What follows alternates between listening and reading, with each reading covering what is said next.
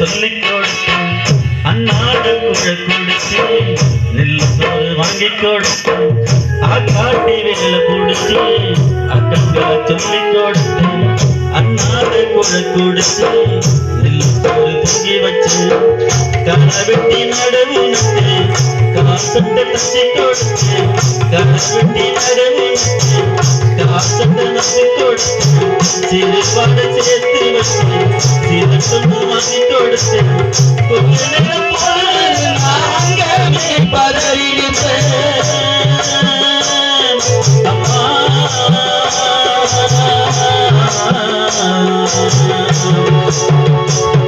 கொஞ்ச நேரம் போது நாங்கமே பதறி நின்றேன் குடிக்க வச்ச ஏன் புள்ள கால கருந்து எப்படி ஊரு சொல்லி வச்சேன் கைய தாயே உடக்க வச்சேன் உன்னை பல வார்த்தை இல்லை அம்மா உன்னை பல வார்த்தை இல்லை அம்மா அலடி மண்ணுக்கு முன்னால தீர்ந்து சும்மா ஓ கலடி மண்ணுக்கு முன்னால தீர்ந்து சும்மா பத்து மாதம் என்ன தூசு பெற்று எடுத்த அம்மா அன்புக்கு முன்னால ஆகாசம் சும்மா அன்புக்கு முன்னால ஆகாசம் சும்மா ஆராரியாரோ ஆராரியாரோ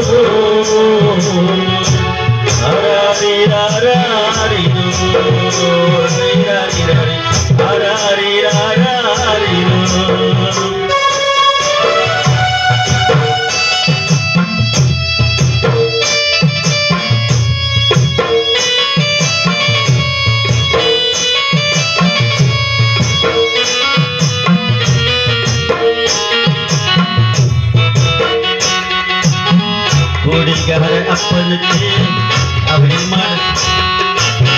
குடிகார அப்பனுக்கு அடிமாட வாக்கப்பட்டு கோபுரமான பெருமையும் தாங்கிக்கிட்டு குடிகார அப்பனுக்கு அடிமாட வாக்கப்பட்டு கோபுரமான கொடுமையும் தாங்கிக்கிட்டு 5 வட்டி 10 வட்டி அங்க இங்க கடனப்பட்டேன் அந்த நேரம் தீராம அடிச்சு தான் குடிச்சேன் பட்டு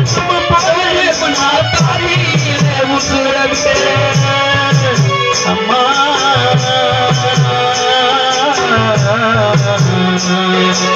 பட்டு போட்டு முன்னா பார்த்து உசுர விட்டேன் பட்டு கட்ட வச்சு ஓட வச்சேன்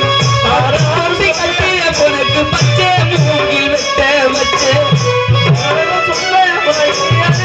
ஓட வச்சு பனி கொடுத்து சுமந்த உனக்கு பட்டு கொடுக்க வச்சு புட்டேன் பாலூட்டி என்ன வளர்த்து அம்மா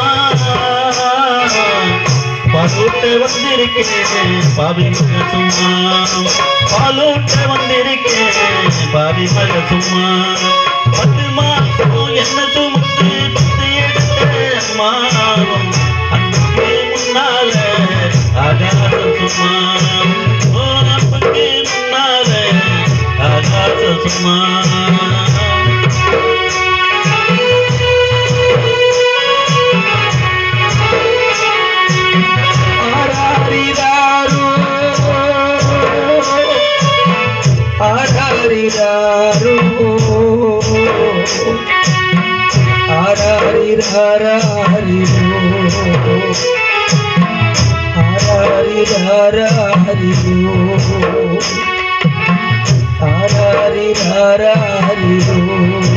மகாராஜா அழகாக புலிகேசி மன்னனிடத்திலே சென்று அமைச்சர் அப்பா எங்கள் ராஜ்யக்கு தேர வேண்டிய வரிப்பணத்தை செலுத்த வேண்டும் கேட்டார்.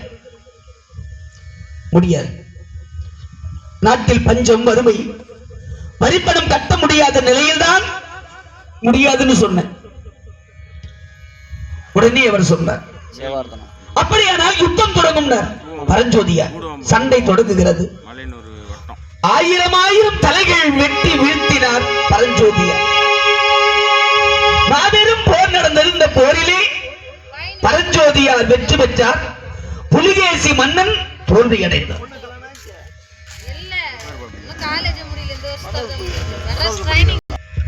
ஆயிரம் ஆயிரம் உயிர்கள் மாண்டு மடிந்து வீழ்ந்து கிடக்கிறது. புலிகேசி மன்னனை கைது செய்து அழைத்து வருகிறார். அந்த நாடு சோழ நாட்டுக்கு சொந்தமானது. வரிப்பணம் கட்ட முடியாதுன்னு சொன்ன புலிகேசி அடிமையானான்.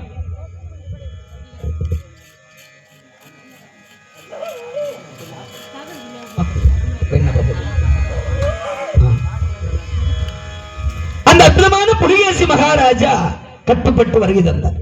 மகிழ்ச்சி. வந்து சேர்ந்தவுடனே அரசர் பார்த்தார். அமைச்சரை அற்புதமாக பாராட்டி மகிழ்ந்தார். பெரும் மகிழ்ச்சி. கொஞ்சம் குறையாடி மகிழ்ச்சி. அப்படி பாராட்டி மகிழ்ந்த அந்த நேரத்தில் பெருமை அடைந்தார். பரஞ்சோதியார கூப்பிட்டார். ஐயா, நாங்கெல்லாம் சைவ சாப்பாடு சாப்பிடுறோம். யாரு? அமைச்சர் பரஞ்சோதியார்.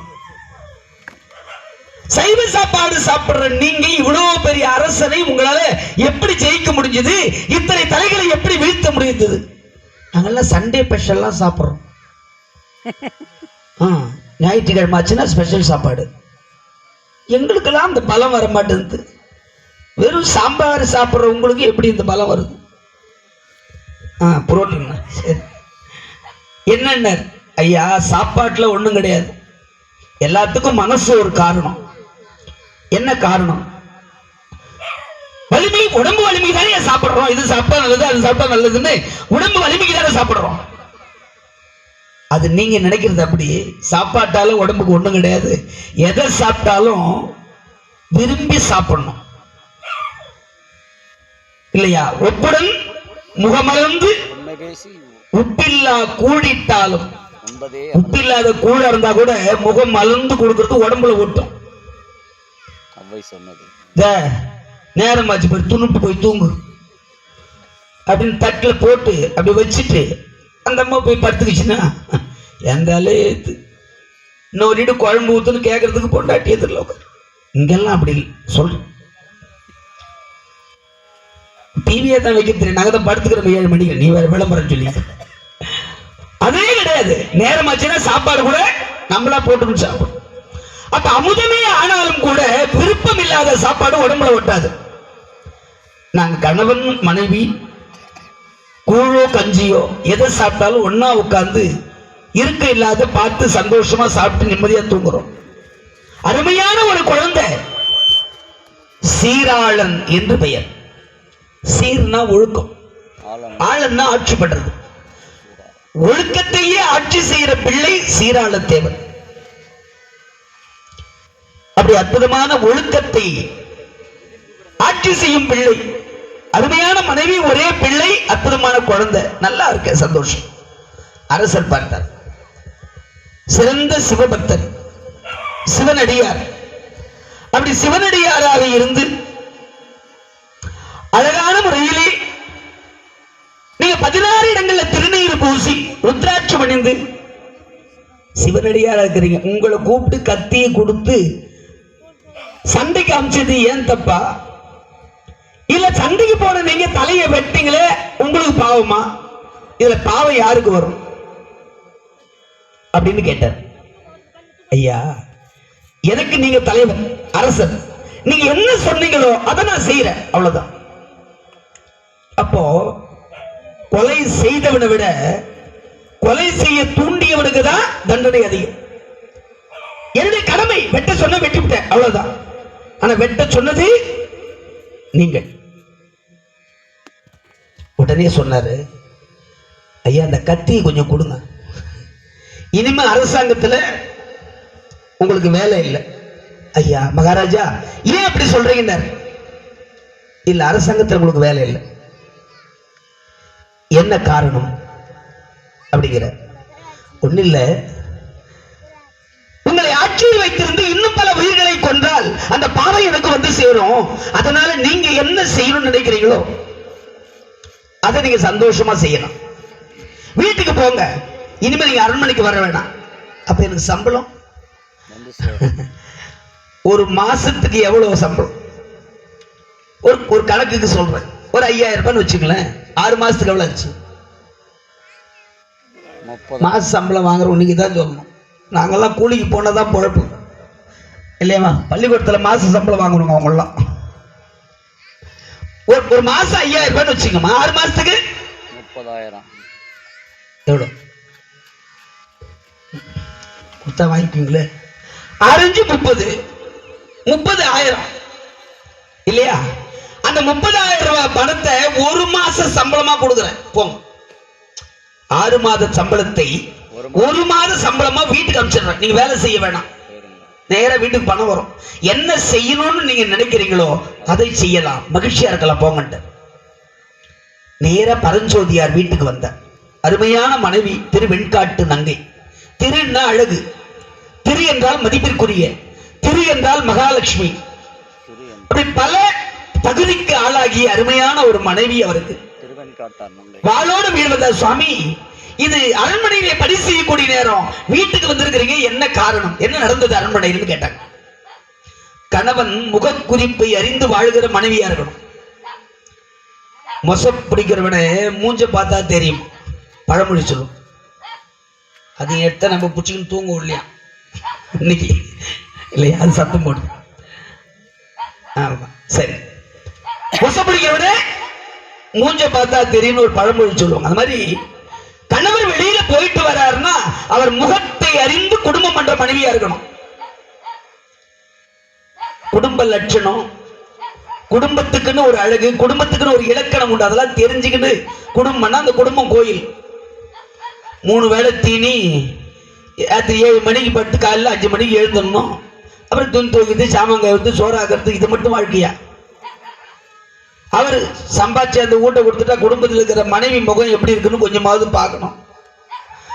குண்டா நிறைய சோறாகனாலும் 3 ஈடு போட்டுன்னு குழம்பு நல்லா இருந்தால் நம்மளே சாப்பிட்டு அவன் சாப்பிட்டாளா இல்லையான்னு பார்க்காம கை வச்சுட்டு போட்டு அந்த அம்மா பார்க்கும், என் புருஷன் என்ன வடிக்கு நல்லா 4 ஈடு சாப்பிட்டாரு, குண்டான் காலியாச்சு, எனக்கு வைக்கலன்னு நினைக்காது. அது ஆனா நம்ம பார்க்கணுமா இல்லையா? அப்படி கணவனோ மனைவியோ யாராயினும் குடும்பத்தினுடைய அழகை அறிந்து அந்த இலக்கணத்தை உணர்ந்து வாழ கத்துக்கிட்டா அந்த குடும்பம் ஒரு கோயில். சரி, இங்கே அழகான முறையில் வீடு வந்த கணவனிடத்திலே கேட்டார்கள், அரண்மனையில் என்ன நடந்தது? ஏதோ பிரச்சனை இல்லாம அவர் வரமாட்டார். அவர் மா இனிமேல் அரண்மனையில் எனக்கு வேலை இல்லை என்றார். சுவாமி, புலிகேசி மன்னனை வென்றேன், 1000 தலைகளை வெட்டி வீழ்த்தி வெற்றி வாகை சூடினேன். ஆனால் இத்தனை உயிர்களை கொல்லுவதற்கு காரணம் நான் தானே. ஒரு சிவனடியாரை, ஒரு நல்ல பண்பாளரை அழைத்து வெட்டுன்னு சொன்னது என் தப்பு. வெற்றவங்கிட்ட அந்த வேலையை கொடுக்கலாம், அது பாவம் இல்லை இல்லையா?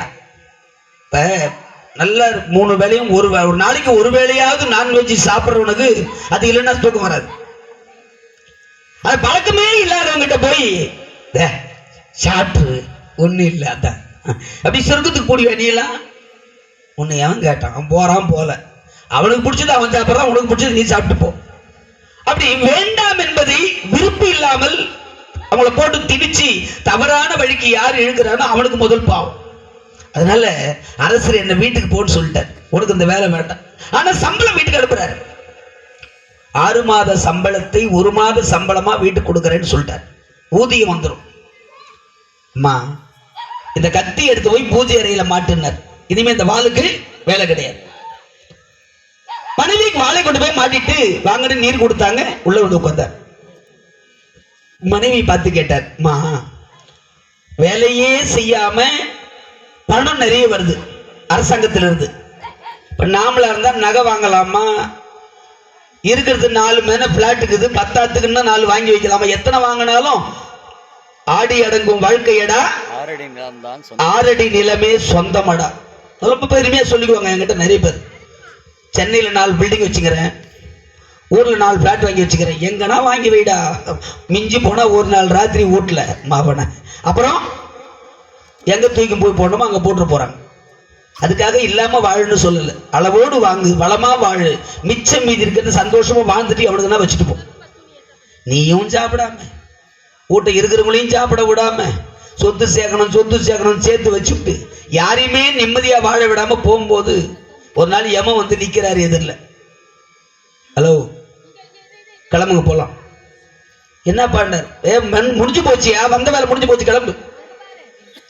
யமன்லாம் கேட்கலாம் மாட்டார், வந்து ஒரு பேச்சுக்கு சொல்றேன், கிளம்புட்டார். உடனே அவர் பார்த்தாரு, அட பாவி, நானும் மானாளா தூங்காம உண்ணாம துண்ணாம யாருக்கும் கொடுக்காம வாங்காம இவ்வளோ சொத்து சேர்த்தேன், வீடு கட்டினேன், வாசல் எல்லாம், ஆனா வாழ்ந்து பார்க்கலையா, வயிறார சாப்பிடல, நிம்மதியா தூங்கல, பெட்டு வாங்கி போட்டுக்கிறேன், இந்த ரூம்ல ஒரு கட்டில் அந்த ரூம்ல ஒரு கட்டில் இருக்குது, நான் ஒரு நாளும் படுத்தாரிய தரையில படுத்து தூங்குவேன், அதனால ஒரு 2 நாள் லீவ் கொடு, நான் வாழ்ந்துட்டு செத்து போறேன். நான் 2 செகண்ட் விடுவார, நீ வாழ்ந்து கீழ்ச்சது போதும் வாடன்னு கூட்டு போயிடுவார். கூட்டுவன் ஒரு வருவானி, அவன் வரும்போது என் செய்வாய்னு கேட்பார் வள்ளலார். வாழான்னு ஒருத்தன் கூப்பிட வருவான், அன்னைக்கு என்ன பண்ணுவ, யார் துணையை நாடுவாய்? அதனால இருக்கிற போதே, மூச்சு இருக்கிற போதே யாருக்கு என்னென்ன செய்யணுமோ, என்ன நம்முடைய கடமையோ, நான் யார், என் உள்ளங்கள் யார், என் ஞானங்கள் யார் என்ற உண்மை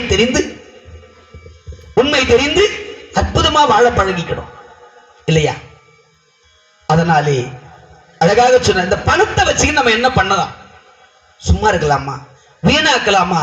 நம்ம சொந்த செலவு பண்ணிக்கலாமா? இல்ல, எனக்கு ரொம்ப நாளா ஒரு ஆசை, மனைவி கிட்ட சொல்றேன், சிவனடியார்களுக்கு சோறு போடணும்னு ஆசை. கோதானம், பூதானம், வஸ்திரதானம், கன்னிகாதானம், சொர்ணதானம், எது 32 வகையான தானங்களில் சிறந்த தானம் அன்னதானம், சாப்பாடு. சாப்பாடு போடுறதுக்குன்னு ஒரு இலக்கணம் உண்டு, உட்கார்ந்து சாப்பிட்றவனுக்கு ஒரு இலக்கணம் உண்டு, சாப்பாடு பரிமாறுறதுக்கு ஒரு இலக்கணம் உண்டு. இதெல்லாம் நாள் கணக்கா பாரதம் சொல்லும் போது அதெல்லாம் சொல்லிட்டு இருக்கலாம், இப்ப நேரம் இல்லை. அது என்ன இலக்கணம் வருதலாம், இப்ப ஒரு பேச்சுக்கு சொல்றேன்னே, ஒரு இலையில தண்ணீர் தெளிச்சு முதல்ல உப்பு வச்சு, அதுக்கப்புறம் பொரியல் பலகாரத்தை வச்சு, அதுக்கப்புறம் சாப்பாடு வச்சு, முதல்ல சாம்பார், அப்புறம் கார குழம்பு, அப்புறம் ரசம், அப்புறம் இப்படி வரிசையா. இது சாப்பிட்ற முறை, பரிமாறுற முறை. பரிமாறுறவர் இலக்கணத்தோட அழகா பரிமாறி முடிச்சுட்டார். சாம்பார் ஊற்றும் போது ரசம் வைக்கல அப்படின்னா சாப்பிட்றதுக்கு லாய்க்கு இல்லாதவன்னு அர்த்தம் இல்லையா? சாப்பிட்ற முறை தெரியல, எல்லாம் வச்சிருக்குது, இருக்கு ரசம் இருக்கு, ஐயா என்ன வேணும் கேட்டு சாப்பிடுங்க ஏன்றாரு. இவன் கேட்கறான், என்ன இல்லைன்னு அப்படி பார்த்துட்டு, மாங்காய் ஒருக்கா வச்சுக்கிறீங்க? ஐயோ அது இல்லை சார். அவங்க இல்லைன்னு சொல்லி வேதனைப்படுறத பார்த்தா எனக்கு ஒரு சந்தோஷம்.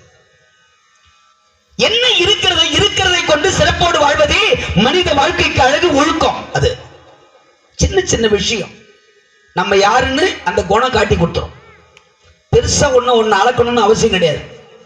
நீ பண்ற சின்ன சிறுமிஷங்களை கணக்கெடுத்தாவே உடைய மொத்த வரலாறு சொல்லிடலாம். அப்ப இலக்கணம் தெரிஞ்சு வாழணும்னு அவசியம் இல்லை. ஒரு அளவுக்காக மனிதனாய் வாழ்ந்து விட்டால் போதும். அப்ப சாப்பாடு சிறந்த தானம் அன்னதானம். நான் சாப்பாடு போடணும்னு நினைக்கிறேன், கண்ணே உன்னுடைய விருப்பம் என்னன்னு மனைவி கேட்டார்.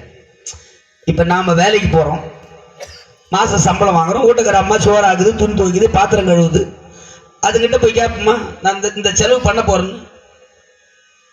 அவர் பாட்டு பேங்க்ல வாங்கி போட்டுக்குவாரு, அவர் சவுத்துக்கு செலவு பண்ணுவாரு. இந்த அம்மா கேட்கணும், ஏங்க அதை கொஞ்சம் பார்த்து பண்ணி கொடுத்துருங்க. ஏய் எங்களுக்கு தெரியாது, சம்பாதிக்கிறவன் நான், வாய் முடுங்க, போ சோறாக்குற வேலையை பார்ப்பார் அப்படின்னா அவருக்கு ஈடா நம்ம சம்பாதிக்க தான் கொஞ்சம் அடங்கி பதில் சொல்லுவார், இல்லைன்னா அதிகாரம் தான். இப்ப அவருக்கு சம்பளம் இல்லை, இந்த அம்மா சம்பாதிக்குதுன்னு வச்சுங்க, அது கேட்குமா? ஏங்க நான் சீட்டு கட்ட போறேன், சீட்டு பணம் கேட்குமா? போயா, நீ எனக்கு தெரியாம வச்சுக்கிறனா நான் உனக்கு தெரியாம வச்சுக்கிறேன். இப்படி இது குடும்பமா? இதுக்கு பேர் குடும்பமா? கிடையாது. கொள்ள கூட்டத்தில் 2 பேரும் நீ பாட்டு நீ கொள்ள, நான் பாட்டு நான் கொள்ள, அது கொள்ள கூட்டு மாதிரி, குடும்பம் இல்லை.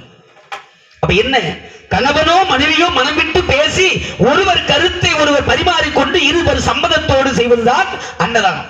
நீ மற்றதுல எப்படின்னா சாப்பாடுங்கிற போது கணவன் மனைவி விரும்பி மனமுவந்து இன்னொருத்தருக்கு பரிமாறணும். அப்போ அன்னதானம் போடணும் கோயில்ல. மனைவி கேட்கிறார், கோழியா வீட்டுக்கார பொண்டாட்டிக்கு ஒரு 1/4 சவரம் வாங்கி போட துப்பு இல்லை, அன்னதானம் போடுறான் அன்னதானம் அப்படின்னு சொல்ற மாதிரி பொண்டாட்டி இருந்தா அந்த ஆளு கோயில் அன்னதானம் போட முடியுமா? அந்த அம்மா நினைக்குது, எங்க ஓம் சக்தி கோயில் மாலை போட்டுக்கிறேன், ஒரு 10 பேருக்கு சாப்பாடு வாங்கி கொடுக்குறேன்னு சொல்லிட்டேன். வாங்கி கொடுக்கட்டும், உன்னை மாலை போட விட்ட மாதிரி என்ன அடிக்கணும் முதல்ல அப்படின்னு சொல்ற மாதிரி புருஷன் அமைஞ்சு அந்த அம்மா தானம் பண்ண முடியுமா? இங்க ஏன் இவ்வளவு தூரம் சொல்றோம்னா, கணவனும் மனைவியும் உட்கார்ந்து பேசுறாங்க, நான் சாப்பாடு போடணும்னு நினைக்கிறேன், உன்னுடைய விருப்பம் என்ன? அந்த அம்மா, சுவாமி, ஆண்டவன் நமக்கு உழைப்பு இல்லாம பணம் கொடுக்கறான்னா நம்ம உழைப்பு எவ்வளோ, நம்ம வாங்குறது எவ்வளோன்னு ஒரு கணக்கு இருக்கும். உழைப்புக்கு மீறி பணம் கொடுக்கிறாரு கடவுள்னா, சம்பாதிக்கிறோம்னா அதுல ஒரு பங்கு நம்ம தானம் செய்யணுங்கிறது விதி. அப்ப நம்ம சாப்பாடு போடுறது தப்பு இல்லையே. அடியாருக்கு செய்யக்கூடிய தொண்டு ஆண்டவனுக்கே செய்யும் தொண்டு. நம்ம ஊர் போஸ்ட் ஆபீஸ்ல லெட்டர் போட்டா டெல்லிக்கு போவோம். ஆஹா, நான் நேரா டெல்லியில தான் லெட்டர் போடுவேன் அப்படின்னா நம்ம ஊருக்கு வருமா? அதனால தாழ்ந்ததெல்லாம் தாழ்ந்ததும் இல்லை, உயர்ந்ததெல்லாம் உயர்ந்தது என்று எண்ணிவிடக்கூடாது. அப்ப சாதாரண ஊர்ல ஒரு கம்பத்துல போஸ்ட் ஆபீசர் கட்டி வச்சிருந்தா கூட அதை லெட்டர் போட்டா அது முறையா ஆபீஸுக்கு போக வேண்டிய இடத்துக்கு போய் சேர வேண்டிய விலாசத்துக்கு சேரும். அதே போலதான் அடியார்களுக்கு நீ செய்கிற ஒவ்வொரு தொண்டும் ஆண்டவனுக்கு நேரடியா போய் சேரும். நான் நேரா சிவன் கோயில்ல தான் போய் சோறு போடுவேன், சிவன் கோயில்ல தான் என்ன வாங்கி கொடுப்பேன், சிவன் கோயில்ல தான் பணத்தை செலவு பண்ணோம்னா அதனால யாருக்கு எந்த பிரயோஜனமும் இல்லை. அப்ப என்ன பண்ணணும்னா, சிவாய நமன்னு சொல்லி திருநீர் பூசி ருத்ராட்சம் அணிந்த அடியார்களுக்கு அன்னதானம் போடு, அவங்களுக்கு தொடு. அதுதான் மகேஸ்வர பூஜைனே ஒண்ணு வச்சாங்க. இன்னைக்கு எல்லா ஜாதகக்காரனா இருக்கட்டும், குறி சொல்றவனா இருக்கட்டும், எங்க வேணா போய் பாருங்க, அவங்களுக்கு என்ன வருமானம் வருமோ அதுதான் பரிகாரமா சொல்லுவோம். அவங்களுக்கு என்ன வருமானம் வருமோ அதை பரிகாரமா சொல்லுவான். ஆனா கொஞ்சம் யோசிச்சு பாருங்க, ஐயா உங்க வீட்டுல 4 அடியாரை கூப்பிட்டு ஒரு நாளைக்கு திருவாசகம் முற்றோதல் வைங்க, 4 அடியாருக்கு சோறு போடுங்க, வர்ற அந்த 10 பேர் 5 பேர் அவங்களுக்கு ஆளுக்கு ஒரு காவி துணி எடுத்து கொடுங்க, அவங்களுக்கு ஒரு பாயிண்ட் விபூதி வாங்கி கொடுங்க, விபூதி பை தச்சு கொடுங்க, ஆளுக்கு ஒரு 100-200 தாம்பலத்தில் வச்சு கொடுங்க. சரியா போச்சு, எந்த தோஷமும் அந்த வீட்டுல கிடையாது. திருவாசகம் முற்றோதல் பண்ணலாம் அடியார்களை கூப்பிட்டு.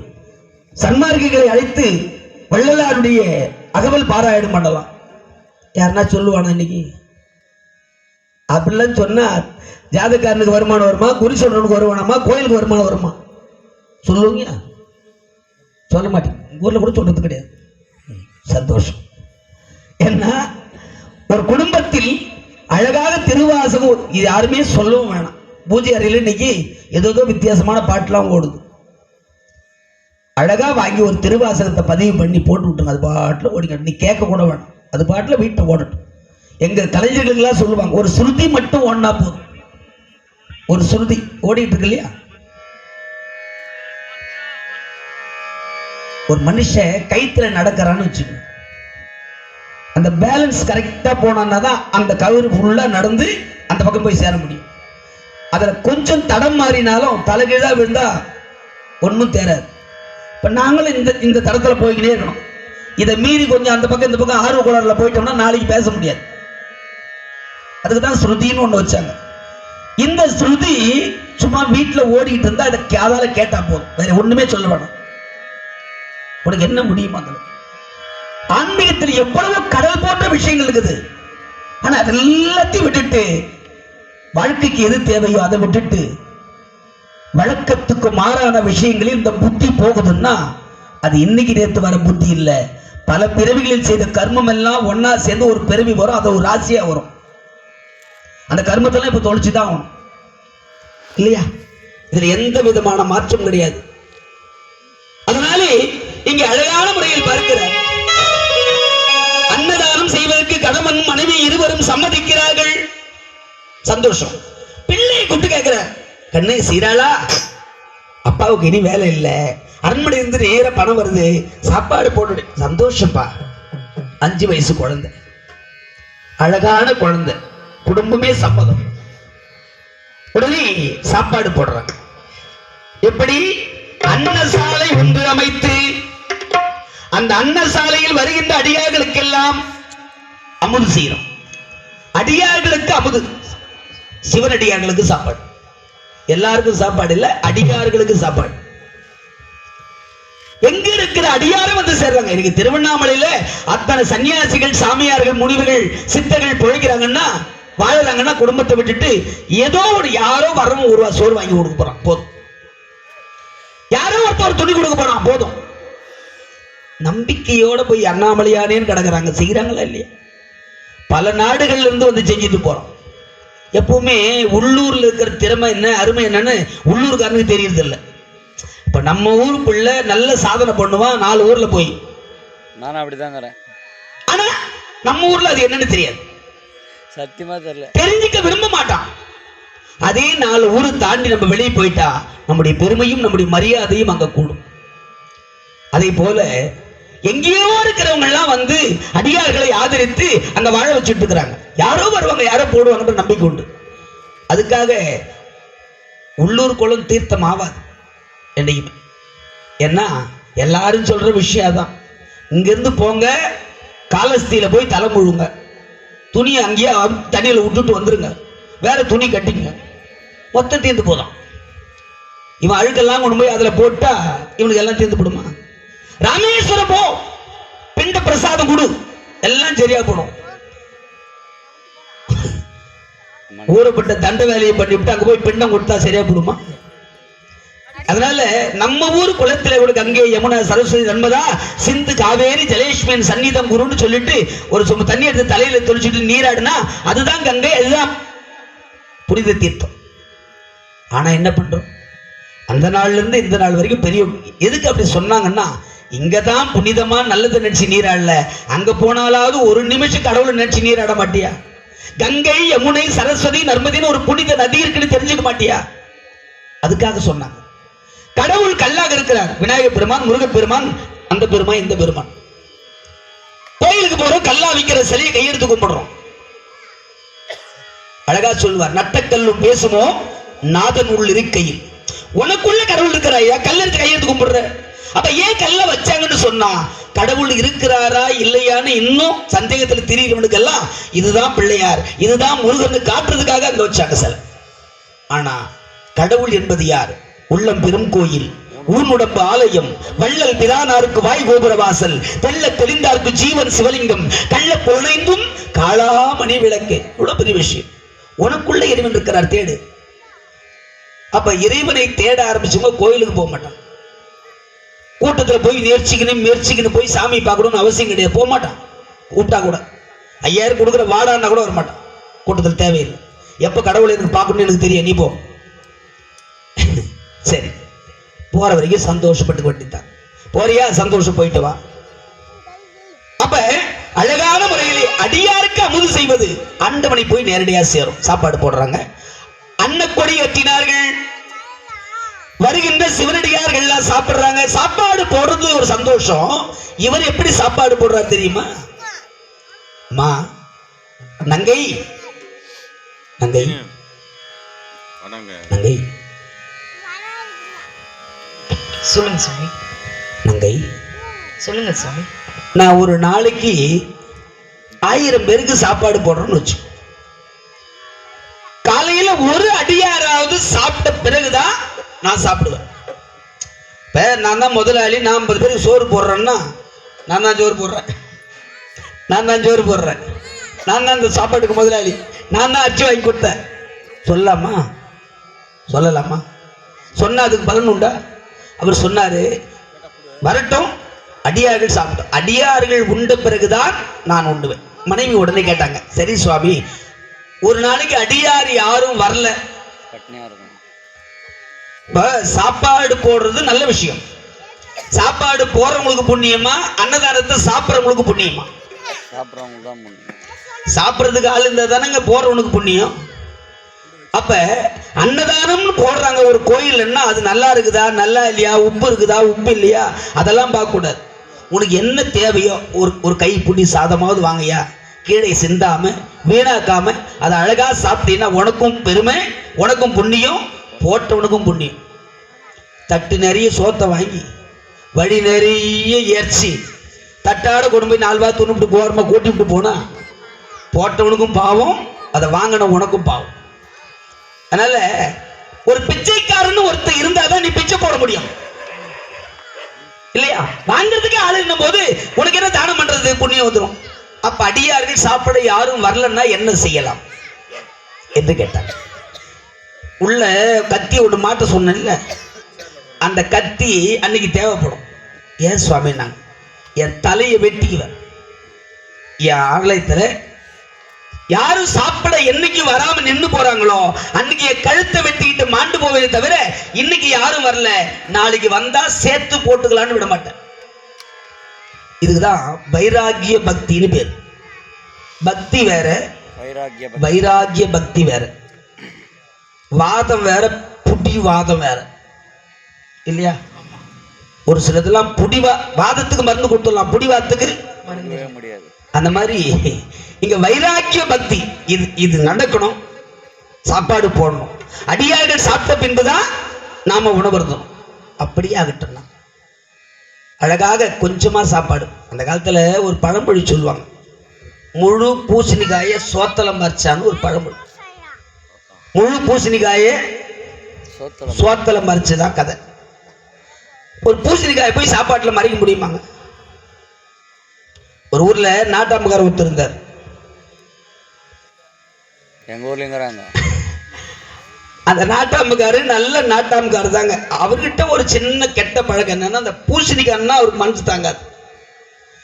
நல்ல அருமையா ஒரு வீட்டுல பூசணி விதை போட்டு அழகா செடி பண்ணது. ஒரு நாள் பூசணிக்காயை அறுத்து திருடி விட்டார். குழம்பு வச்சு சாப்பிட்டாரு. அந்த வீட்டு அம்மா சும்மா இருக்குமா, ஐயோ நான் கோடி பை போட்டு மூடி வச்சேனே, வெக்கில் போட்டு மறைச்சு வச்சேனே, எந்த பாவியோ பூசணிக்காய் திருடி விட்டானே. அந்த ரெண்டாவது ஒரு பூசணிக்காய் அழகா மறுநாள் அது காணாம போச்சு. இந்த அம்மா பார்த்தது, யாரோ திருடி போறான், அது யாரா இருக்கு பார்க்கலான்னு முடிவு பண்ணி ஒரு நாள் இந்த அம்மா காலையில எழுந்து உட்காந்துங்குது அந்த பூசணிக்காய் காவல். ஒரு 4-5 நாள் உட்காந்துங்குது. இந்த நாட்டாம்காரர் இந்த வழியா வந்தாரு பாருங்க, அவர் தான் இந்த பூசணிக்காயை அறுத்து துண்டு போட்டு மூடி அக்கில் வச்சு போறார். இந்த அம்மா பார்த்துச்சு, சும்மா இருக்குமா, ஏய் இந்த பூசணிக்காய் யாரோ திருட, நம்ம நாட்டாம்காரர் தான் பூசணிக்காய் தேடி போனான்ட்டு. அன்னிலிருந்து அவர் பேரு மறைஞ்சு போய் பூசணிக்காய் திருடன்னு கூப்பிட ஆரம்பிச்சிட்டாங்க. அவர் பேரே மறந்து போச்சு. பூசணிக்காய் திருட முடின்னு பத்திரிக்கை போடுற அளவுக்கு ஆகி போச்சு. அந்த ஆளு ஒரு நாள் மண்டையை போட்டார்.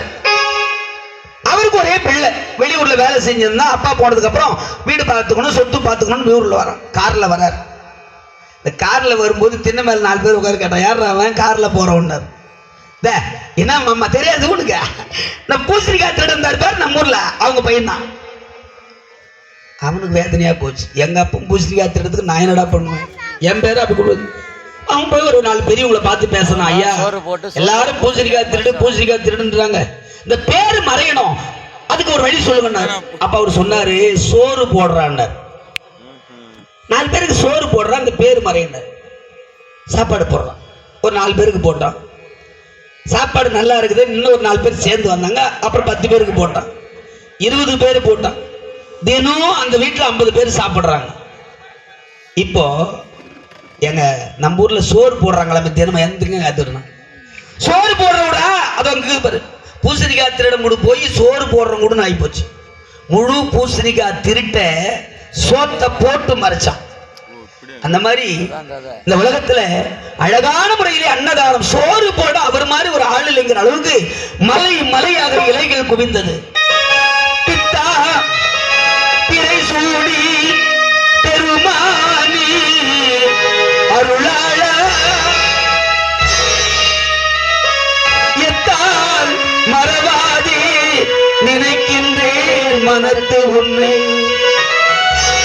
வைத்தாய் பெண்ணே தென்பால் வெண்ணை நல்லூர் அருள் துறையுள் அத்தாவுரக்கு ஆளாய் இனி அல்லேன் என்னல்லாமே.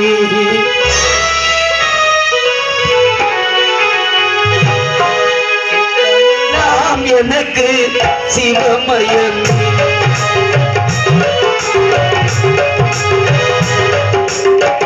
சித்தமெல்லாம் எனக்கு சிவமயமே உன்னை சேவித்த கரங்களுக்கு இல்லை பயமே. சித்தமெல்லாம் எனக்கு சிவமயமே இறைவா.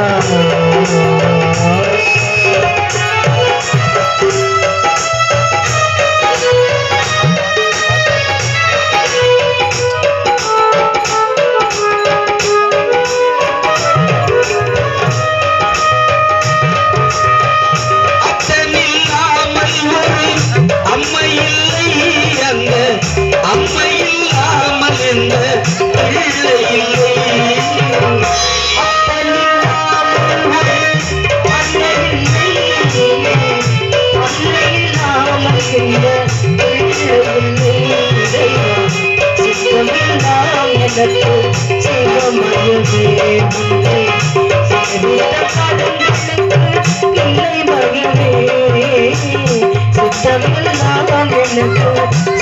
மயமே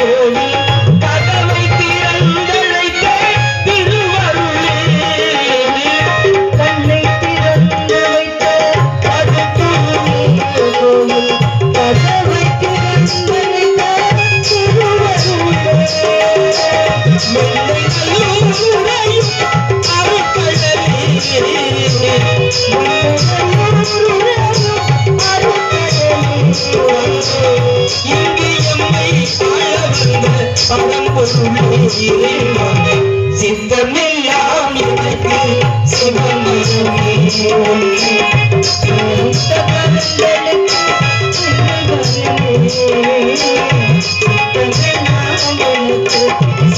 சிவமயமே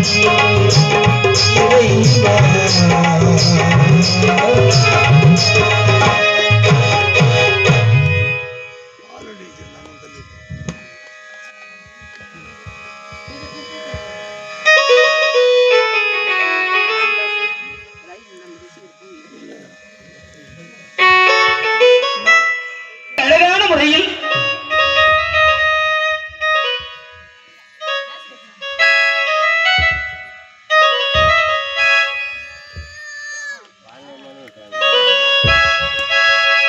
அற்புதமான முறையில் அன்னதானம் மிகச் சிறப்பா அன்னதானம் பண்றாங்க. ஒரு நாளைக்கு காலையில 6:30 7 மணி, அதை தாண்டி 8 மணிக்குள்ள 1000 பேர் சாப்பிடுறாங்களாம். காலையில 1000 பேருக்கு அமுதளித்தால் ஆராய்ச்சி மணியொன்று சத்தம் கேட்கும். இந்த ஒரு சத்தம் கேட்ட உடனே அதுக்கப்புறம் தான் சாப்பிட ஆரம்பிப்பார் பரஞ்சோதியார். சாப்பிட்றவங்க எல்லாம், ஐயா எவ்வளவு பெரிய தொண்டு செய்றீங்க தெரியுமா, இந்த உலகத்துல சாப்பாடு போடுறது என்ன சாதாரண விஷயமா, பெரிய தொண்டுயா நீங்க செய்யறது, மிக பெரிய தொண்டு, பெரிய தொண்டுன்னு வரவங்க சொன்னாங்க. அடக்கத்தோடு அவர் சொன்னார், இல்லையா ஏதோ என்னால முடிஞ்ச சிறு தொண்டு, என்னால முடிஞ்ச சிறு தொண்டுன்னு சொல்லி சொல்லி அதுவே அவருக்கு பெயராக மாறி சிறு தொண்டன் என்று பெயர் பெற்றார். அதுக்கப்புறம் எல்லாரும் அப்படியே கூப்பிட ஆரம்பிச்சிட்டாங்க, சிறு தொண்டா சிறு தொண்டா சிறு தொண்டா. அழகான மனைவி. சாப்பாடு காலையில 1000 பேர் சாப்பிட்டாங்க. ஆராய்ச்சி மணி சத்தம் கேட்ட உடனே இவங்க சாப்பிட்டு முடிச்சுட்டு கூட போய் நின்று அவர் இலை போடுவார். இந்த அம்மா சாம்பார் ஊத்துறது, அந்த குழந்தை தண்ணி ஊத்துறது. அந்த தோழி பெண் ஒருத்தி கூட வந்து கேட்டா, சந்தன நங்கைன்னு பேர், அம்மா நீங்க தான் இவ்வளவு பேருக்கு சோறு போடுறீங்க, சாப்பிட்ற இலை மலை போல் குவிந்து கிடக்கிறது, இவ்வளவு பேர் சாப்பிட்டுங்கிறாங்க, அரசாங்க பணத்தை வீணாக்காம அடியார்களுக்கு அன்னம் பாலிக்கிறீங்க, இப்ப நாங்கள்லாம் செய்யற மெது தொண்டு போறாதா, நீங்க வேற வந்து நேரா சாப்பாடு போடணுமா? ஐயா சாப்பாடு போடுங்கன்னு நம்ம எல்லாத்தையும் வாங்கி கொடுத்துட்றோம், அரசாங்கம் ஒழுங்கா சட்டம் போடுது, திட்டம் போடுது, அது மக்களுக்கு போய் சேர்தான்னு அதிகாரிகள் பார்க்கணும் இல்லையா? பார்க்கணும்னு அவங்களுக்கும் ஆசை தான். ஆனா பாக்குறது இல்லை பாவம். நேரம் இல்லை. இல்லை பார்க்க முடியாது அதுக்காக. அதனால திட்டங்கள் நல்லா இருக்கும், சட்டங்கள் நல்லா இருக்கும், ஆனா முறையாக மக்களுக்கு போய் சேர்ந்தாரு பார்க்கணும்னா நாம கூட அங்க களத்துல நிக்கணும். அதனால சாப்பாடு போடும்போது நீங்க எல்லாம் முகம் சொல்லிக்காம யார் என்ன கேட்கறாங்கன்னு அன்பா கேட்டு அன்பா உபசரிச்சு சாப்பாடு போடுறீங்களான்னு நான் பார்க்க வேணாமா அப்படின்னு கூட இருந்து அவங்களும் சாப்பாடு போட்டாங்க. இப்படி நாளுக்கு ஒரு நாளும் அன்னதானம் வளர்ந்து கொண்டு போகிறது. அற்புதமாக உணவு, அடியார்கள் அற்புதமாக அவரை வாயார வாழ்த்தினர்.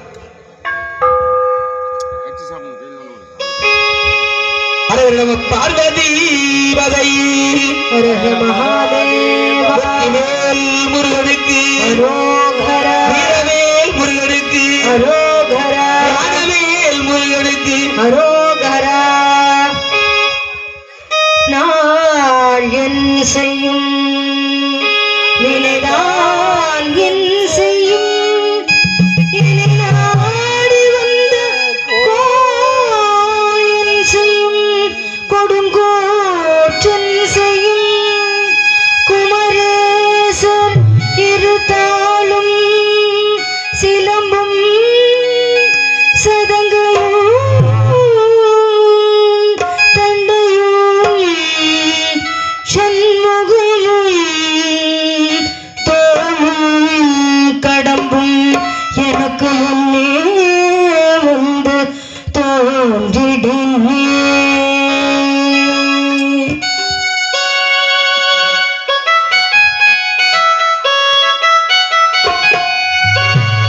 அழகான பழனிமலை ஆண்டவா, இனி அமுதினமும் பாட வந்தேன் வேளவா. அழகான பழனிமலை ஆண்டவா, இனி அமுதினமும் பாட வந்தேன் வேளவா. மல்லாதனே ராவணி வேலனே மல்லாதனே ராவணி வேலனே வர வேண்டும் மயில் மீது ஒரு வைரனே, வர வேண்டும் மயில் மீது ஒரு வைரனே. முருகா முருகா முருகா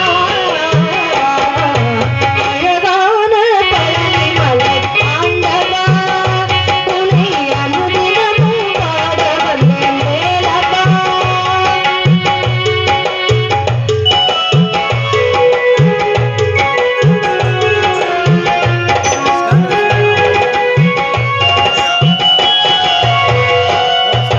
மெல்லித் திருநீரும் வெற்றி வடிவிலும் உள்ளத்தில் தோன்றுமே, மெல்லித் திருநீரும் வெற்றி வடிவிலும் உள்ளத்தில் தோன்றுமே. வள்ளிமயில் வேலன் வருவதை நெஞ்சம் காணுமே, வள்ளிமயில் வேலன் வருவதை நெஞ்சம் காணுமே. எனையாளும் பெருமானே பெரும்பேலவா, எனையாளும் பெருமானே பெரும்பேலவா. வெளியேறும் முனைப்பாட அருள்வாயையா, வெளியேறும் முனைப்பாட அருள்வாயையா. முருகா முருகா முருகா அழகான பழனிமலை ஆண்டவா, உன்னை அனுதினமும் பாட வந்தேன் வேலவா.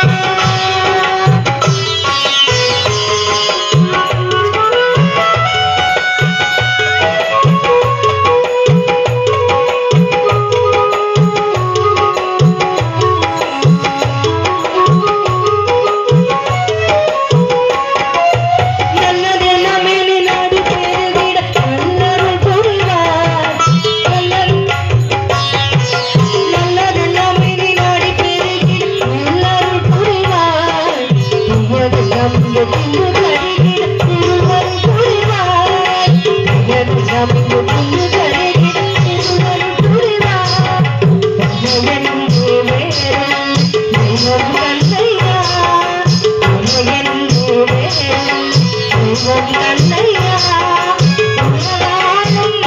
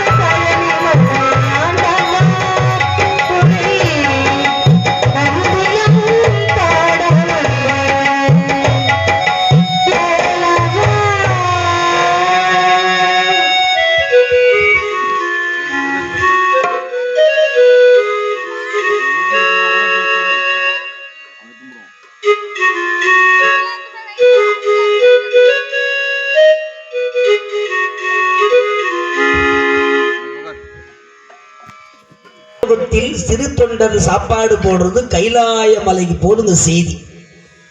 இப்பதான் வாட்ஸ்அப்பு, இன்ஸ்டாகிராமு, ட்விட்டரு, எக்ஸ், ஏகப்பட்ட மெசேஜ், ஃபேஸ்புக்கு, யூடியூப் போட்டா செகண்ட்ல எல்லாருக்கும் போகுது. அப்ப ஒண்ணுமே கிடையாது.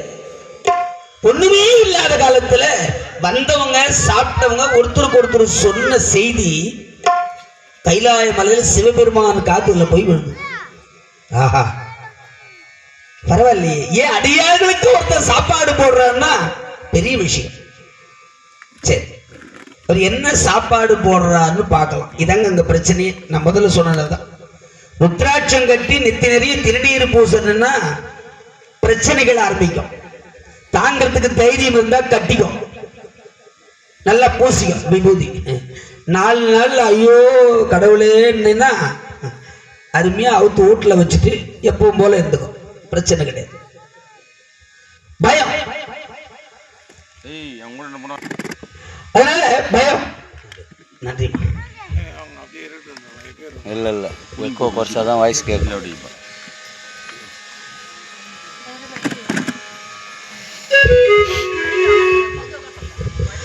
பயம் அழகான முறையிலே அற்புதம் நிறைந்த சிவபெருமான் பார்த்தார். சோதனை பண்ணணும். தங்கத்தை நெருப்புல போட்டு காய்ச்சி சேர வேண்டியதெல்லாம் சேர்த்து தட்டினாதான் நகை பண்ணி காதல போட்டுக்கலாம். ஐயோ, தங்கம் நெருப்புல போட்டா என்ன ஆகுதுன்னா நகை பண்ணி போட முடியாது, சும்மா வச்சுக்கிட்டு எடை போட்டு தான் பார்க்கலாம். அப்போ தங்கத்தை நெருப்புல போடணும். இரும்பை காய்ச்சி அடிக்க அடிக்கதான் பல பொருட்களை செய்யலாம். எவ்வளவு அடிக்கிறோமோ அவ்வளவு இரும்பு தரமான பொருளா மாறும். அந்த மாதிரி சிவனடியார்கள்னா சும்மா இல்லைங்க, ஏகப்பட்ட அடியை வாங்கிதான் அடியார் ஆகிறாங்க. 63 நாயன்மார்களும் ஒவ்வொருவரும் ஒரு விதத்தில் ஆண்டவன் சோதனைக்கு ஆளானவர்கள்.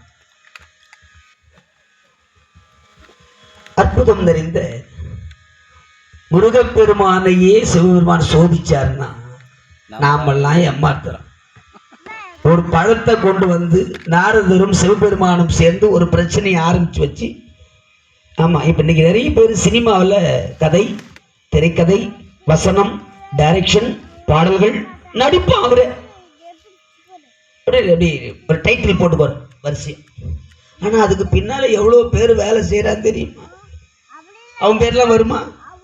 சரி, பணம் வச்சுக்கிறவன் பெரிய ஆளு, அவ்வளவுதான். அங்கே அழகான முறையில் இதுக்கெல்லாம் ஒரே தகுதியானவர் என்ன? சிவபெருமான். அவரே பாட்டு எழுதுவார், அவரே பாடுவார், அவரே இசையமைப்பார், அவரே நடிப்பார். அவருக்கு பின்னால யாரும் வேலை செய்ய மாட்டாங்க, அவர் மட்டும்தான். அந்த சிவபெருமான் அழகான முறையிலே இந்த உலகத்தில் முருகப்பெருமான் பழத்தை கொண்டு வந்தார். ஆளுக்கு பழம், பெரியவங்க நம்ம சாப்பிடலாமா, குழந்தைங்களுக்கு கொடுக்கலாம். நம்ம குழந்தைங்க ஆளுக்கு பாதி கொடுக்க இல்ல, இது ஞானப்பழம் தனியா சாப்பிடணும், ஒருத்தர் அதான் சாப்பிடணும். சரி, இந்த பழத்தை சாப்பிட ஏன்னா தெரிஞ்ச கதை, அதனால சாப்பிட்டா சொல்றேன். தெரிஞ்ச கதை, தெரியாத விஷயம் உண்டு கதையில. ஒரு மனுஷனுக்கு வேகம் முக்கியமா விவேகம் முக்கியமானா விவேகம் தான் முக்கியம். வேகத்தோடு சேர்ந்த விவேகமும் இருக்கணும் இல்லையா? அதுல முக்கியம் எதுன்னா விவேகம் தான். விவேகம் விநாயக பெருமான், வேகம் முருகப்பெருமான். பழம் நீ முருகப்பெருமான் எடுத்ததெல்லாம் ஸ்பீடு. அவரு அன்பு காட்டினாலும் ஸ்பீடு தான், அதிகாரம் பண்ணாலும் ஸ்பீடு தான். விநாயக பெருமான் அப்படி இல்லை, வேடிக்கையான தெய்வம், விலங்கமான தெய்வம். ரொம்ப வேடிக்கையான ஒரு காமெடி பீஸ் மாதிரி தெரியும், ஆனா சைலண்ட் கில்லர் விநாயக பெருமான். நாம் அதுக்கெல்லாம் கதை சொல்லணும்னா இந்த ஒரு நாள் பத்தாது. அது விவேகம், அமைதியா இருந்து சாதிக்க வேண்டியது சாதிச்சிடும். முருகப்பெருமான் வேகம், மனசுல படுத டக்குன்னு சொல்லிட்டு போயினே இருப்பார், போன உன் தயவு எனக்கு தேவையில்லை இல்லையா? அது முருகப்பெருமான். சரி, உலகத்தை சுற்றி வந்தால் பழம்.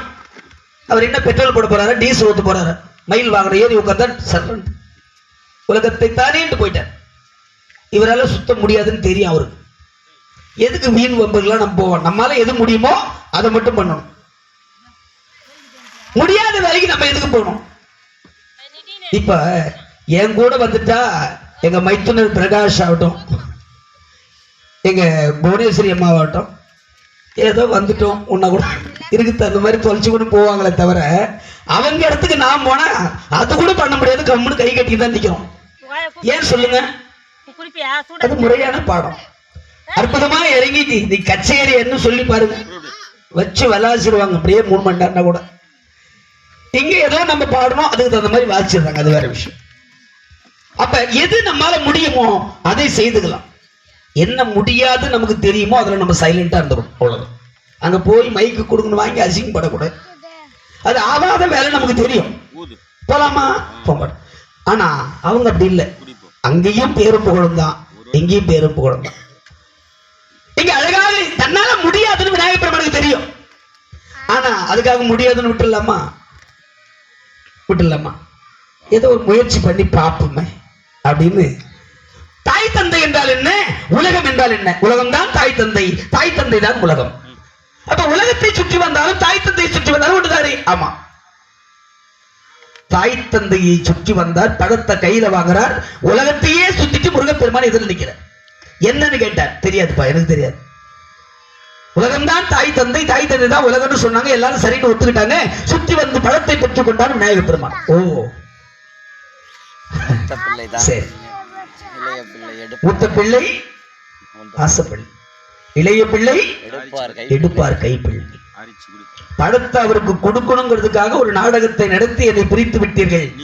ஒரு பழத்திற்காக என்னை அவமானப்படுத்தி உங்களோடு இனி சேர்ந்து வாழ மாட்டேன்னு தனியா கோச்சின்னு போயிட்டார். அப்போ போகும்போது நீங்க போட்ட துணி வேணாம், நீங்க போட்ட நகை வேணாம், நீங்களே இல்லைன்னா அதுக்கப்புறம் நீங்க போட்டது இருக்குதுன்னு எழுதி கொடுத்துட்டு மானத்தை மாதிரி ஒரு கோவத்தை கட்டின்னு அந்த சின்ன வயசுலயே சாமியாரா போயிட்டார். குன்றின் மேல் போய் கொள்கிறார். இனி குன்றிருக்கும் இடமெல்லாம் குமரன் இருக்கும் இடமாகட்டும். அங்க அவை பாட்டி கிழவி போது, அப்பா முருகா ஞான பண்டிதா, ஒரு பழத்துக்கு சொட்டை போட்டுன்னு வந்துக்கிறிய நியாயமா? ஏன் அந்த பழத்தை பெற எனக்கு தகுதி இல்லையா? அப்பா, தாய் தந்தையை மீறி அவர் பேச்சை எதிர்த்து பேசி வாழ்ந்தார் முருகன் என்று எதிர்கால சந்ததி உன்னை கேவலமாய் பேசாது அப்படிங்கிற போது அம்மா சொல்ற, அப்பா நீயே ஒரு பழம், உனக்கு ஒரு பழம் தேவையா?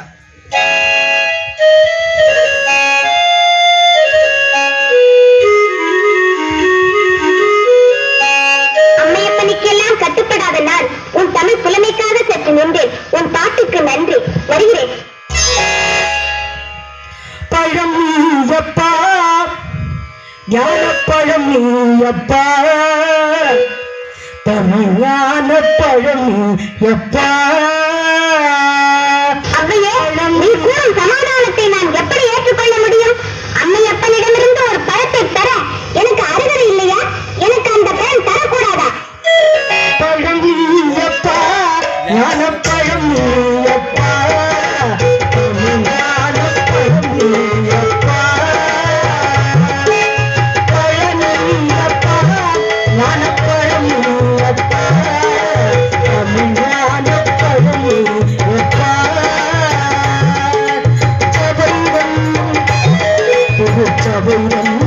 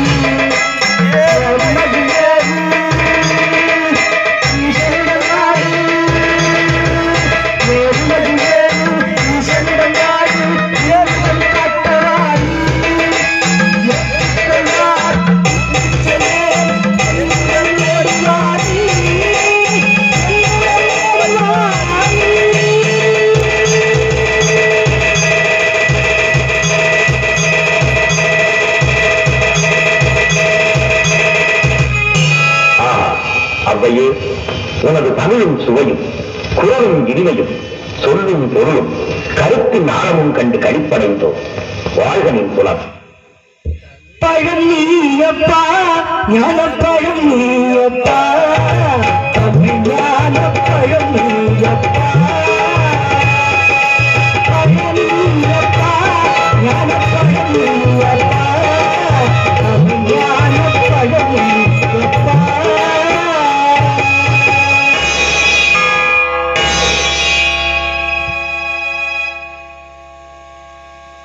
இருக்கிற 4 பேர் கொஞ்சம் கை தட்டலாம். ஏன்னா இந்த மாதிரி அவங்கள ஃப்ரீயாக விட்டோம்னா வேற லெவலில் இருக்கும், ரொம்ப சந்தோஷம். ஆனாலும் எப்படியும் வருஷத்துக்கு ஒரு 2-3 நிகழ்ச்சியாவது, ஏன்னா போன வருஷம் ஒரு 2-3 நிகழ்ச்சி எங்களோடு கலந்துக்கிட்டாங்க எங்கள் மைத்துனர் அத்தை மகன் பிரகாஷ் அவர்கள். அதே போல் இந்த ஆண்டு, ஏன்னா சென்ற முறை நம்ம வரும்போது அவங்க இல்லை, இந்த வருஷம் நம்மோடு கலந்து கொண்டிருக்கிற ஆரணி இசை ஆசிரியை புவனேஸ்வரி அவர்கள், மிகச்சிறந்த மேடை இசை கலைஞர். அதே போன்று எங்கள் மிருதங்க சக்கரவர்த்தி சென்ற முறை நம்மோடு வந்து கலந்து கொண்ட விஸ்வநாதன் அண்ணா, என்னாலும் என்னோடு பயணிக்கக்கூடியவர். அருமையாக நம்முடைய சிவ சங்கல்பத்தை செய்ய வந்திருக்கிற எங்கள் அருமை தம்பி சகோதரர் சிலம்பன் அவர்கள் இங்கே வருகை தந்து கலந்து கொண்டிருக்கிறாங்க. இந்த அற்புதமான இனிய வேளையில் எங்கள் மைத்துனருடைய இந்த வாசிப்பெல்லாம் நிறைய நான் கேட்டுக்கிட்டே இருக்கணும். மிகச்சிறந்த காவியம் நம்முடைய சிறு தொண்டர் காவியம். இந்த காவியம் மீண்டும் தொடர்வதற்கு முன்பதாக நாம் எல்லோரும் விரும்பி கேட்கக்கூடிய எங்கள் மைத்துனருடைய ஜெண்டை மேள இசை கொஞ்ச நேரம் கேட்டுருவோம். அதுக்கப்புறம் நம்முடைய நிகழ்ச்சிக்கு போகலாம். ஏன்னா ஒரு 50-100 பேருக்கு மேலே இசைக்கலைஞர்கள் ஒன்றா நின்று ஒரு கேரள வாத்தியம் ஜெண்டை மேளம் வாசிச்சா அது கேட்க எப்படி இருக்குமோ அதை தான் ஒருவராக நின்று வாசித்து செல்லும் இடமெல்லாம் சோலோ என்று சொல்லக்கூடிய, இன்னைக்கு நிறைய பேர் சோலோ வாசிக்கிறாங்க, ஆனால் கேட்குற மாதிரி இருக்குமான்னா அது வேற விஷயம். எங்க மைத்துனர் மிக அருமையாக இந்த ஜெண்டை மேளம் ரொம்ப அழகாக இசைத்து செல்லும் இடமெல்லாம் இந்த புகழடைந்து சிறப்பு பெற்றவர். பல காலம் எங்கள் புவனேஸ்வரி அவர்களும் பிரகாஷ் ஐயா அவர்களும் ஒன்றாக மேடை இசைக்கலைஞர்களாக பணியாற்றியவர்கள். எங்க அடியனுடைய மேடையில் அவங்களெல்லாம் ஒன்றா உட்கார வச்சு பார்க்குறது ஒரு பெரிய பெருமை எங்களுக்கு. என்ன ஒன்று, கொஞ்சம் பொருளாதாரம் நிறைய கொடுக்க மாட்டாங்க எங்களுக்கெல்லாம், அதனால தான் இவங்களெல்லாம் கூப்பிட முடியல, இல்லைன்னா வேறு லெவலில் பண்ணுவேன். அதனால என்ன, நான் என் உறவாக இருந்தால் கூட யாருக்கு என்ன பண்ணணுமோ அதை முறையாக பண்ணணும்னு நினைக்கிறவன் நான். எதுக்காகவும் யாருக்காகவும் எந்த ரெக்கமெண்டும் கேட்க மாட்டேன். அவங்களுக்கு என்ன செய்யணுமோ அதை முறையாக நம்ம செய்யணும் அப்படின்றதுக்காக தான். இல்லைன்னா சரியாக இருக்கும். இங்கே அந்த வகையில் தொடர்ந்து ஒரு 6-7 மாதங்களாக என்னோட பயணித்துக் கொண்டிருக்கிற எங்கள் வணக்கத்திற்குரிய இசை ஆசிரியர் புவனேஸ்வரி அவர்கள், அவரோடு இங்கே வருகை தந்து சிறப்பித்துக் கொண்ட எங்கள் அத்தை மகன் ஆரணி ராஜநிலா இன்னிசை குழுவுடைய தலைவர் நிறுவனர் பிரகாஷ் அவர்களுடைய ஜெண்டை மேள இசையை நாம் எல்லோரும் செவிமடித்து கேட்டு மகிழ்வோம் என்று சொல்லிக்கொண்டு தொடங்கும்படி அப்படி கேட்டுக்கொள்வோம். மகிழ்ச்சி.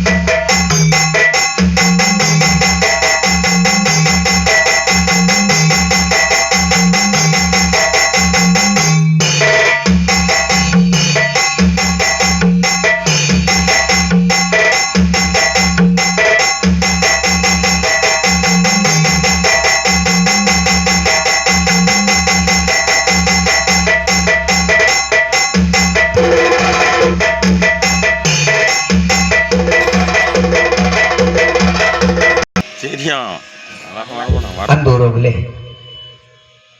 திரளான கோடி கூட்டம் அமர்ந்திருந்தாலும் 4 பேர் உட்கார்ந்துருந்தாலும் அன்னைக்கு என்ன பண்ணணும் அதை தான் இன்னைக்கு பண்ணுவேன். ஒரே பிடிவாத எங்க என்ன சிக்கனமா பண்ணிக்கலாம்ண்ணா போதும். அன்னைக்கு தான் நிறைய பண்ணீங்க. இல்லை அன்னைக்கு யார் யார் வந்தீங்களோ அதே மாதிரி கூட்டு வந்து அதே மாதிரி பண்ணிட்டேன். யார் கேட்குறாங்க இல்லைன்னு. உறவுகள் நிறைய நம்ம உறவுகள்லாம் ஒன்று சேர்ந்தா அந்த மாதிரியா இருக்கும் கூட்டம் இல்லையா? இருந்தாலும் தாயாருடைய அந்த ஆன்மா மகிழ்ச்சி அடையணும். அதுக்காக நம்முடைய அற்புதமான இந்த தம்பிரான் வம்சத்தில் பிறந்து உலகம் அறிந்த உத்தமராய் இன்று போற்றப்படக்கூடிய நம்முடைய புரிசை சம்பந்த தம்பிரான் உலக நாயகன்னு சொல்லலாம் இன்னைக்கு. ஏன்னா திருக்கூத்திலிருந்து ஒரு சாதாரண திருக்கூத்து இசை கலைஞனாக வந்து நம்முடைய தம்பிரான் வம்சத்துக்கு ஒரு பெருமையை சேர்த்து கலைமாமணி, கலை கல்மணி முதல்ல, அப்புறம் கலைமாமணி, அதுக்கப்புறம் சாகித்ய அகாடமி, ஆமா சாகித்ய அகாடமி ஜனாதிபதி அவர்களிடத்தில் விருது வாங்கி, அதன் பிறகு தற்பொழுது மோடிஜி அவர்களிடத்தில் பத்மஸ்ரீ விருது பெற்றவர். அதனுடைய ஐயா அவர்கள்லாம் நம்ம கூட இருந்து அவங்க கூட பழகியவங்க. அதனால அற்புதமாக இந்த தெருக்கூத்து இசை எத்தனை இசைகள் வந்தாலும் அதெல்லாம் ஈடு கட்ட முடியாது. எங்கள் பிரகாஷ் ஐயா அவருக்கு எங்க அத்தை பிள்ளை அவரு வைத்துனர், அவருக்கு மாமா, சொந்த மாமா நம்முடைய சம்பந்த தம்பிரார். அவருடைய நினைவாக இங்கே அவங்கெல்லாம் நல்லா இன்னும் மென்மேலும் வளரணும். மிகச்சிறந்த இதுக்கு மேல ஒன்றும் கிடையாது. இந்த துறையில பெரிய சாதனை பண்ணவங்க நம்ம இனத்தவர்கள், தம்பிரான் வம்சத்தில் பிறந்த ஐயா அவர்கள்.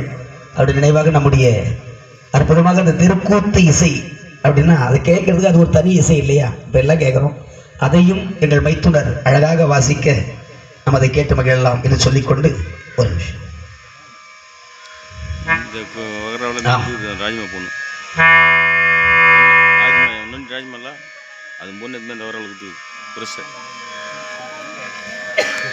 ஒரு முறை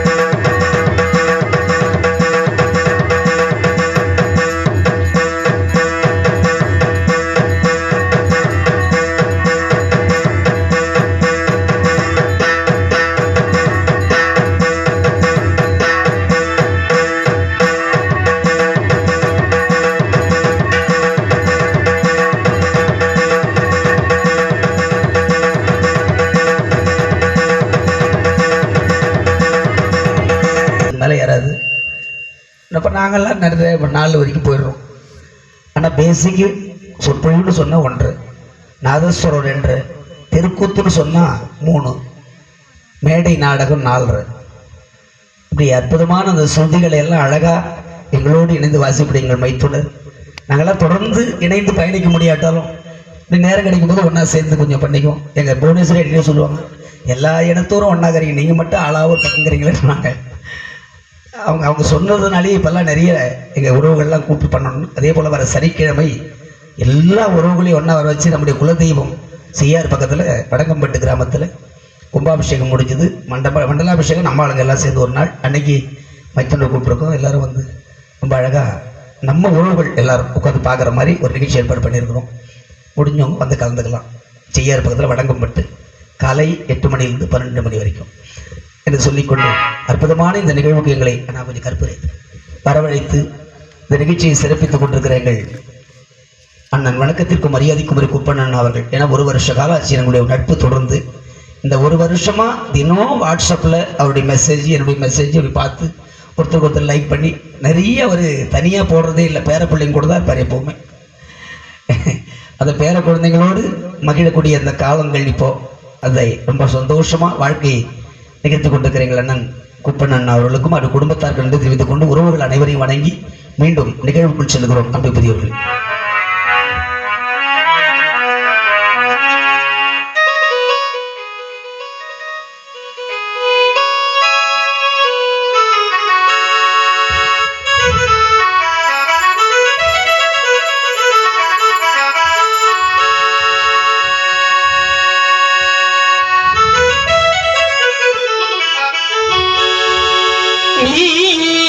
வாழ்வுக்கு கதியானவள்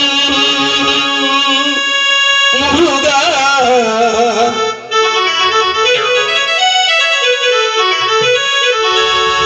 நீ என் வாழ்வுக்கு கதியானவள், நிலையாக என்னை காக்கும் துணையானவள், நீயே என் வாழ்வுக்கு கதியானவள்.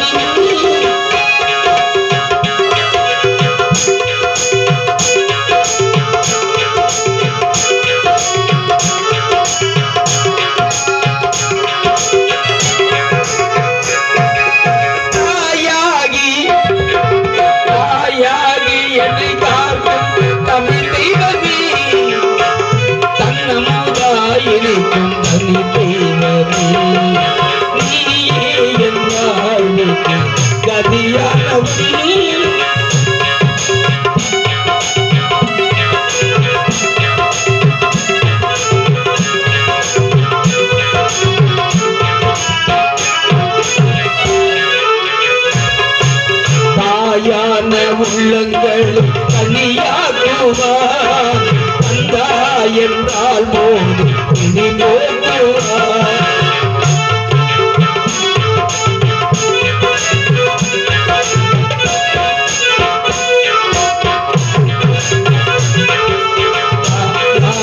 உள்ளங்களும் தனியாக்குவார், அந்தா என்றால் போது இனி போக்குவார். வாயார உனை பாட பழப்பூவார்,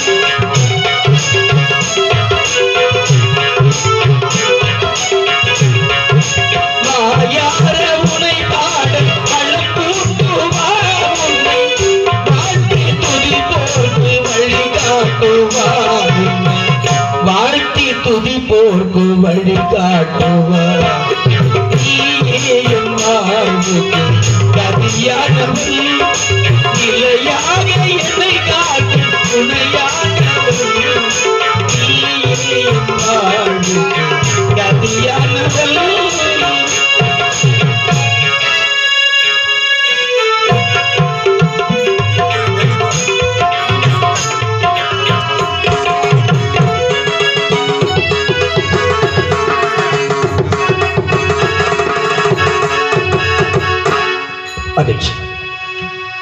அற்புதமான சிவனடியார்கள் அழகாக அமுது அருந்தி பெருமை அடைந்தார். சிவபெருமான் பார்த்தார், சோதனை செய்ய வேண்டும் என்று சொல்லி அவரே இறங்கி கைலாயத்திலிருந்து புறப்பட்டு வர. சோதனை செய்ய போறோம்னா நிறைய வேஷம் போட்டார் சிவபெருமான், குறையே கிடையாது. ஆனா அவர் போடாத ஒரு வேஷம், சிவனடியார்கள் 2 விதம் உண்டு. ஒன்னு அடியார்கள், இன்னொன்னு பைராகிகள். இப்ப காசியில இருக்கிறவங்க எல்லாம் பைராகி. 16 இடங்கள்ல திருநீர் பூசணுங்கிறது அடியார்களுடைய வழிபாடு. உடம்பு பூரா வாரி விபூதியை பூசுறது பைராகிகள். இடையில் ஒரு வேட்டியை கட்டி அழகான முறையிலே வேட்டியை கட்டி ஒரு துண்டு கட்டுறது, ருத்ராட்சம் போடுறது அடியார்கள். மானத்தை மறைக்க ஒரு கோவணத்தை மட்டும் கட்டுறது பைராகிகள். அருமையாக சைவ உணவுகளை அருந்தி சிவ வழிபாடு செய்யறவங்க அடியார்கள். ஆனா அங்க செத்த பிணம் எரிகிறதை, எரிகிற அந்த பிணத்தை எரிஞ்சுக்கிட்டு இருக்கிற போது தட்டி எடுத்து எலும்பை மென்று தின்னக்கூடியவர், சதையை எலும்பும். அப்படி அற்புதமாக உடம்பெல்லாம் அந்த சுடுகாட்டு சாம்பலை, எரிந்த பிணங்களின் சாம்பலை வாரி பூசிக்கொண்டு கண்ணு முகமெல்லாம் வாரி தேய்ச்சி அப்படி வாழ. அந்த மாதிரி ஒரு உயர்ந்த உருவம், உயரமா செம்பட்டை முடி, கோழி முட்டை மாதிரி கண்ணு உருட்டி உருட்டி. அதுவும் செம்பட்டை முடி, சுருட்ட முடியா. எழுதுறார், வர்ணிச்சு எழுதுறார் பெரிய புராணத்துல சேக்கிழார் பெருமாள். கையில ஒரு திரிதண்ட கோல், இப்படி கோலை ஒண்ணு எடுத்துட்டு மகாபாரதத்துல பீமனை சொல்லுவாங்க, திம் திம் திம் நடப்பாங்க, கதையை தூக்கி வச்சு. அந்த மாதிரி இந்த டமரகம் முழங்க, சங்கநாதம் முழங்க, அற்புதமாக அந்த கோலை கையில் எடுத்துக்கிட்டு பூலோகம் வர்றாரு சிவனடியார, பைராகியா சிவபெருமான். வரும்போது சிவனடியார்கள் இன்னைக்கு யாரும் திருச்செங்காட்டாங்குடிக்கு போகக்கூடாது.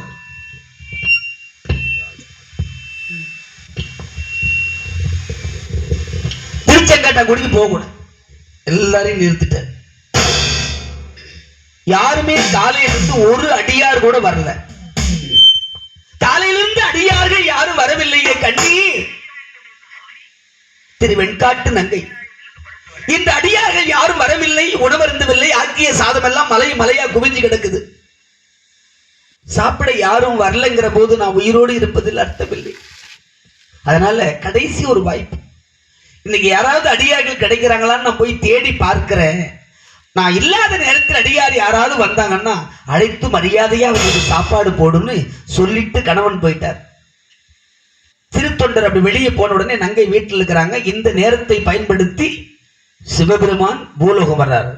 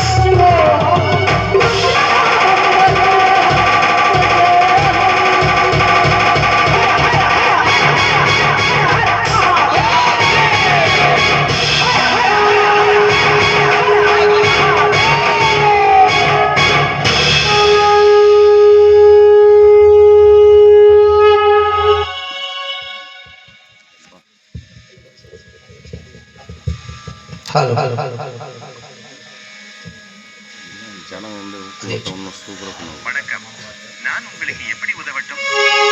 மகிழ்ச்சி. அற்புதமான முறையிலே அடியாராக இறைவன் சிவபெருமான் அங்கிருந்து வர்றார். வந்தவர் நேர இல்லத்துக்கு வருகிறார். திரு வெண்காட்டு நங்கை வீட்டில் இருக்கிறாங்க. சுவாமி, அடியாள் நமஸ்காரம். வாங்க சுவாமி, வாருங்கள். நங்கை, இந்த சோறு போடுறானாமே சிறு தொண்டன். சுவாமி, இந்த இல்லம் தான். எங்கே காலையிலிருந்து அடியார் யாரும் வரவில்லை சுவாமி. அதனாலே அடியாரை தேடி வெளியில போயிருக்கார். ஆளில்லா வீட்டில் யாம் அடி எடுத்து வைக்க மாட்டோம். தெருக்கோடியிலே தெரிகின்ற திரு அத்தி மரம், அங்க போய் உட்கார்ந்துட்டு இருக்கிறார். உன் கணவன் வந்தால் அங்கே வர சொல்லு. அவன் வந்து அழைத்தால் வந்து உணவு அருந்துவேன். சுவாமி, காலையிலிருந்து ஒரு அடியார் கூட வரவில்லை. மலைமலையாய் இலைகள் குவிந்தது. ஆயிரம் ஆயிரம் அடியார்கள் அன்னமருந்திய அன்னச்சாலை இன்று வெறிச்சோடி கிடக்கிறது. செய்த சாதமெல்லாம் வீணாகிறது. தாங்களாவது அருந்தி எங்கள் விரதத்தை காத்து வையுங்கள் சுவாமி என்று கேட்கிறார்கள். பெண்ணே, பேசுவதற்கு நேரமில்லை. கணவன் இல்லாத வீட்டில் ஒரு பெண்ணிடத்தில் இவ்வளவு நேரம் பேசுறதே தவறு. நான் வர்றேன், அவன் வந்தால் அனுப்பு. அங்க அவரு இவரு மரியாதை எல்லாம் கிடையாது. அவன் வந்தால் அனுப்பு. ஆண்டவன் சொல்லலாம். இப்ப நிறைய பேர் பாத்தீங்கன்னா மகாபாரதம் ராமாயணத்துல ராமன் வந்தான், தர்மம் வந்தான், அவன் போனான், இவன் வந்தான், இவன் தான் பெரிய அழிப்போம். பாரதம் சொல்றவன் தர்மராவது அர்ஜுனராவது மரியாதையாவது. அது ஏன்னு கேட்க முடியாது. என்ன அவங்களாம் அன்பா பேசுறாங்கன்னு வச்சுக்கலாம், அவ்வளவுதான் உரிமை இல்லையா? ஆனால் இங்க ஆண்டவன் சொல்றார், நங்கை வந்தால் அவனை வர சொல். வருகிறேன். போயிட்டு மரத்தடியில் உட்காண்டார். ஆனா இவரு வெளியே போன. எங்கு கண்டு தேடுவேன் ஜங்கமர்களை நான் மரியாதை தாழ்வன் செய்தேனோ.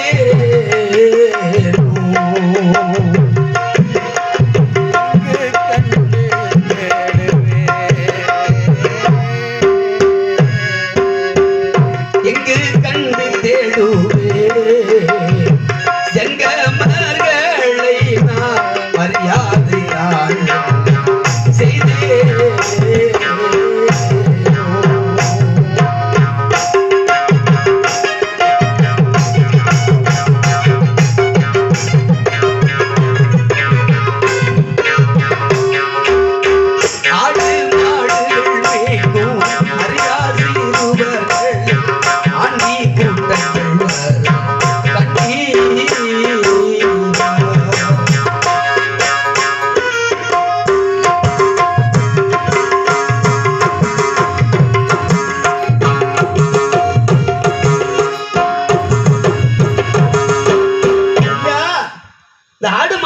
பிள்ளைகள்லாம் பார்த்து கேட்டார், ஆண்டி கூட்டங்கள் யாரையாவது பார்த்தீர்களா ஐயா? அந்த பக்கம் என்ன பார்த்தீங்களாம்மா? நாங்க யாரையும் பார்க்கலாம் இல்லையா? எருது பயிர் இடும் கூடிகளே